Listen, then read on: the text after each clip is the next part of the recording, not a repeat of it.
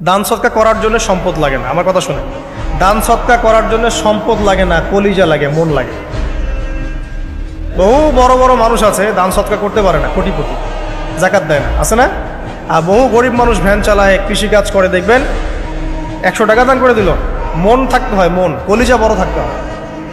তো যাদের কলিজা বড়, মন বড়, তারা দান সৎকা করতে পারবে ইনশাআল্লাহ। আর যার মন বড়, সেখানেই তো আল্লাহ নূর আসবে। সংক্ষিপ্ত মনে কি, সংকীর্ণ মন আল্লাহ নূর কোত্থেকে আসবে? কথা বুঝতে পারেন নাই? তো দান সৎকা বাড়ান। আপনি 1 টাকা দান করেন, 5 টাকা দান করেন, হালাল রিজিক থেকে 1 টাকা দান করেন, সেটা আল্লাহর কাছে অনেক বেশি পছন্দের। একটা হাদিসে নবী সাল্লাল্লাহু আলাইহি ওয়াসাল্লাম বলেছেন, হালাল উপার্জন থেকে আল্লাহর বান্দারা যখন একটা খেজুরও দান করে, আল্লাহ পাক সেই একটা খেজুরকে আস্তে আস্তে বড় করতে থাকেন, বড় করতে থাকেন, বড় করতে থাকেন। এটা এক পর্যায়ে পাহাড়ের সমান হয়ে যায়। এবং কিয়ামতের মাঠে মানুষ তার দান এবং সাদাকার যে ছায়া, এই ছায়ার নিচে অবস্থান করবে। আপনার বিপদ হয়েছে, দান সৎকার করেন, বিপদ দূর হয়ে যাবে ইনশাআল্লাহ। জটিল কোনো রোগ হয়েছে, কোনো ডাক্তার ট্রিটমেন্ট করতে পারছে না, সৎকা করেন, রোগ ভালো হয়ে যেতে পারে ইনশাআল্লাহ।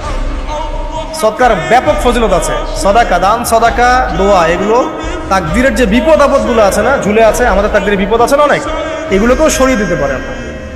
এই শক্তি আছে দোয়া এবং দান সৎকার মধ্যে। আল্লাহ পাক আমাদেরকে বেশি বেশি সদাকা করার তৌফিক দান করুন, আমিন।